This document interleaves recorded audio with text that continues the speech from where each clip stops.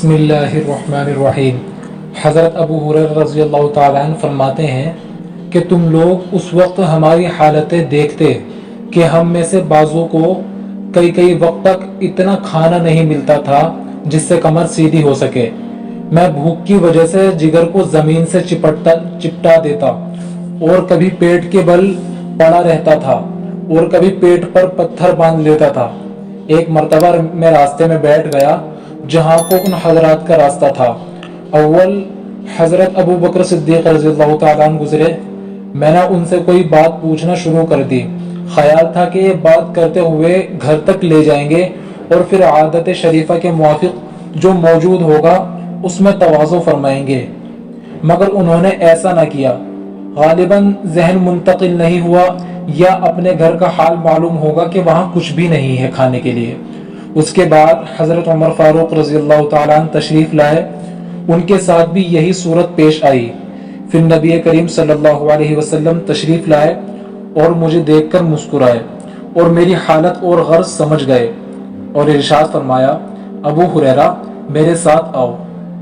میں ساتھ ہو لیا۔ حضور صلی اللہ علیہ وسلم گھر تشریف لے گئے۔ میں ساتھ اندر حاضری کی اجازت لے کر حاضر ہوا۔ گھر میں ایک پیالہ دودھ کا رکھا ہوا تھا جو خدمت اقدس میں پیش کیا گیا۔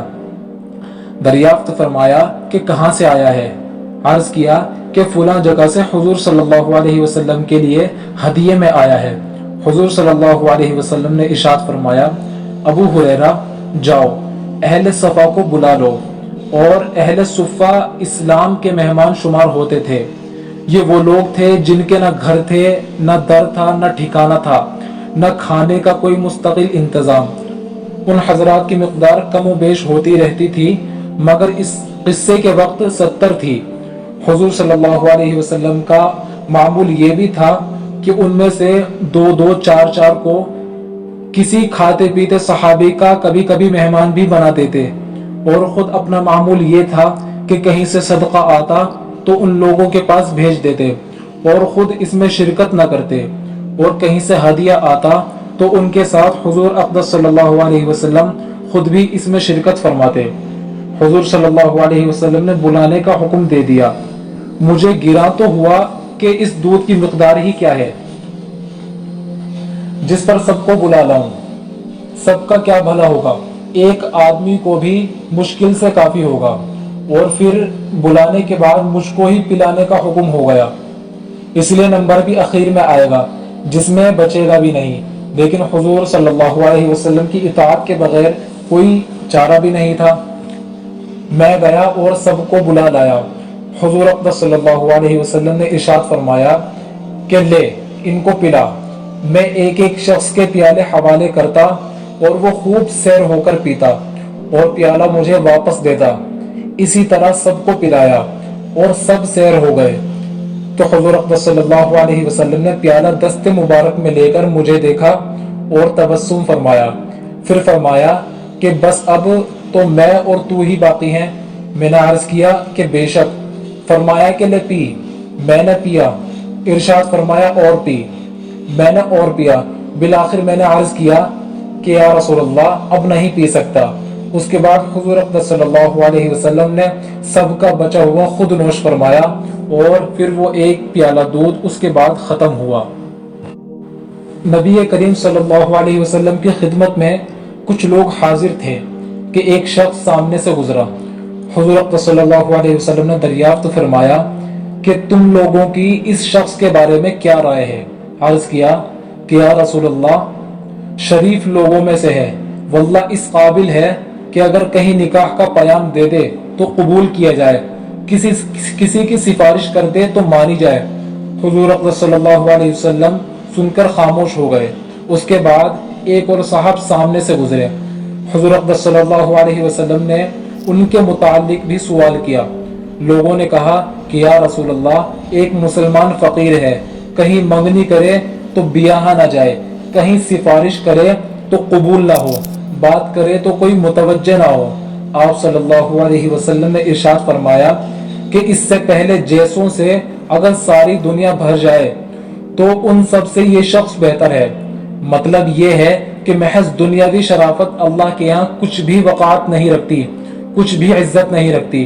ایک مسلمان فقیر جس کی دنیا میں کوئی بھی وقعت نہ ہو، کوئی بھی عزت نہ ہو، اس کی بات کہیں بھی نہ سنی جاتی ہو، اللہ کے نزدیک سینکڑوں ان شریف سے بہتر ہے جن کی بات دنیا میں بڑی وقعت اور عزت رکھتی ہے، اور ہر شخص ان کی بات سننے اور ماننے کو تیار رہتا ہے، لیکن اللہ کے یہاں اس کی کوئی وقعت اور عزت نہیں۔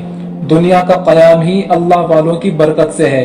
یہ تو حدیث میں خود موجود ہے کہ جس دن دنیا میں اللہ کا نام لینے والا نہ رہے گا، قیامت آ جائے گی اور دنیا کا وجود ہی ختم ہو جائے گا۔ اللہ کے پاک نام ہی کی برکت ہی ہے کہ دنیا کا سارا نظام قائم ہے۔ ایک صحابی حضور اکرم صلی اللہ علیہ وسلم کی خدمت میں حاضر ہوئے اور عرض کیا کہ یا رسول اللہ، مجھے آپ سے محبت ہے۔ حضور صلی اللہ علیہ وسلم نے ارشاد فرمایا، دیکھ کیا کہتا ہے۔ انہوں نے پھر یہی عرض کیا کہ مجھے آپ سے محبت ہے۔ حضور صلی اللہ علیہ وسلم نے پھر یہی ارشاد فرمایا۔ جب 3 مرتبہ یہ سوال و جواب ہوا تو حضور اقدس صلی اللہ علیہ وسلم نے فرمایا، اچھا اگر تم اپنی بات میں سچے ہو تو فقر یعنی غریبی کے اوڑھنے اور بچھانے کے لیے تیار ہو جاؤ، اس لیے کہ مجھ سے محبت رکھنے والوں کی طرف فقر یعنی غریبی ایسے زور سے دوڑتا ہے جیسا کہ پانی کی رو نچان کی طرف دوڑتی ہے۔ یہی وجہ ہے کہ حضرات صحابہ کرام رضی اللہ عنہم اجمعین تو اکثر فقر و فاقے میں رہے ہیں۔ اکابر محدثین، اکابر صوفیہ، اکابر فقہا بھی تو نگرانی میں زیادہ نہیں رہے۔ حضرت ابو ہریرہ رضی اللہ تعالیٰ عنہ ایک مرتبہ کتان کے کپڑے سے ناک صاف فرمانے لگے۔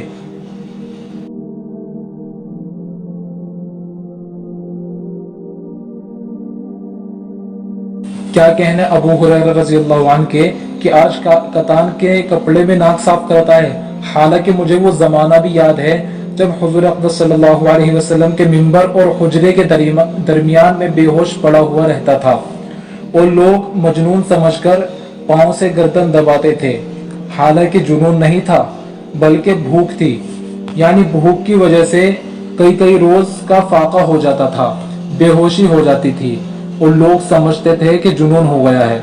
کہتے ہیں کہ اس زمانے میں مجنون کا علاج گردن کو پاؤں سے دبانے سے کیا جاتا تھا۔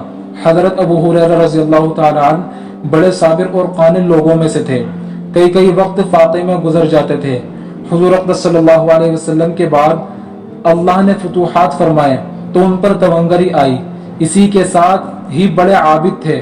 ان کے پاس ایک تھیلی تھی جس میں کھجور کی گٹلیاں بھری رہتی تھی، اس پر تسبیح پڑھا کرتے۔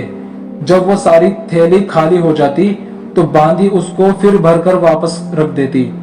ان کا یہ بھی معمول تھا کہ خود اور بیوی اور خادم 3 آدمی رات کے حصے میں کر لیتے اور نمبر وار ایک شخص تینوں میں سے عبادت میں مشغول رہتا۔ میں نے اپنے والد صاحب رحمہ اللہ سے سنا کہ میرے دادا صاحب رحمہ اللہ کا بھی تقریباً یہی معمول تھا کہ رات کو 1 بجے تک والد صاحب رحمہ اللہ مطالعے میں مشغول رہتے، 1 بجے تک دادا صاحب رحمہ اللہ مشغول رہتے، تہجد کے لیے اٹھتے تو تقاضا فرما کر والد صاحب رحمہ اللہ کو سلا دیتے اور خود تہجد میں مشغول ہو جاتے، اور صبح سے تقریباً پون گھنٹے قبل میرے تائی صاحب رحمہ اللہ کو تہجد کے لیے جگا دیتے اور خود اتباع سنت میں آرام فرماتے۔ اللہم ارزقنی اتباعہم۔